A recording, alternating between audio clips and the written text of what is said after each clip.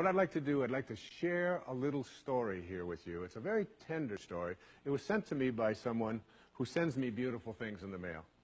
And I call it the Teddy story. And I'd like to read this to you, if I can do it without tearing up. And this story illustrates this as well as anything I've ever seen. There's a story many years ago of an elementary school teacher. Her name was Mrs. Thompson.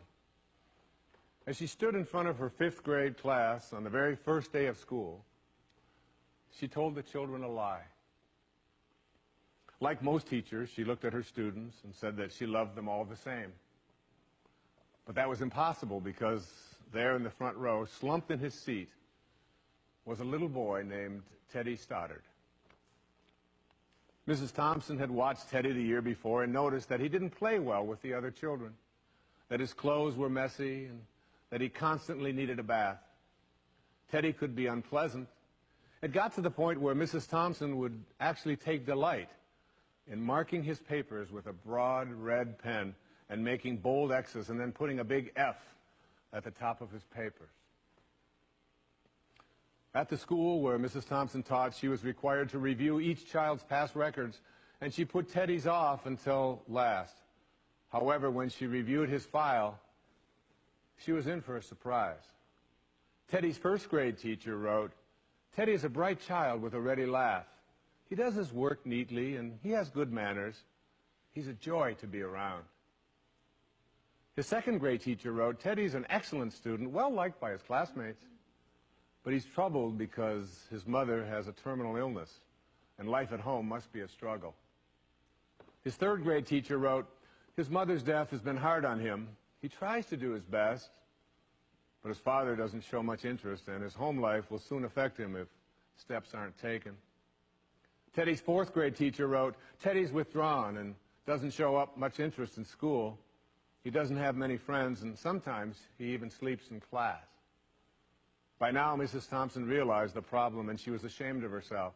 She felt even worse when her students brought her Christmas presents wrapped in beautiful ribbons and bright paper, except for Teddy's. His present was clumsily wrapped in heavy brown paper that he got from the grocery bag. Mrs. Thompson took pains to open it in the middle of the other presents. Some of the children started to laugh when she found a rhinestone bracelet with some of the stones missing and a bottle that was 1/4 full of perfume. But she stifled her children's laughter when she exclaimed how pretty the bracelet was, putting it on and dabbing some of the perfume on her wrist. Teddy Stoddard stayed after school that day just long enough to say, "Mrs. Thompson, today you smell just like my mom used to." After the children left, she cried for at least an hour. On the very day, she quit teaching reading, writing, and arithmetic, and instead, she began to teach children. Mrs. Thompson paid particular attention to Teddy.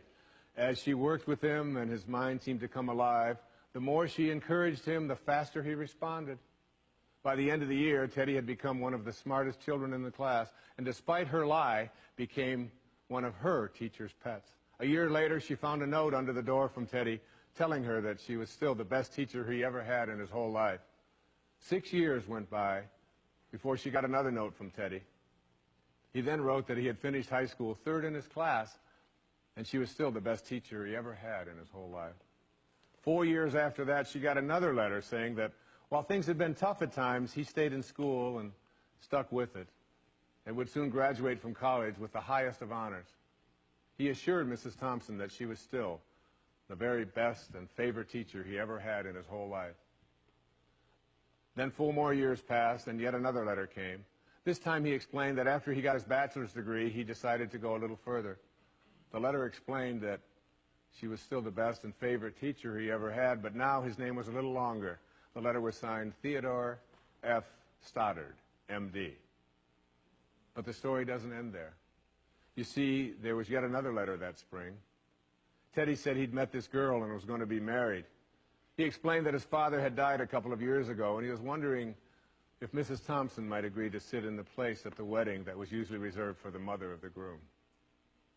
Of course, Mrs. Thompson did, and guess what?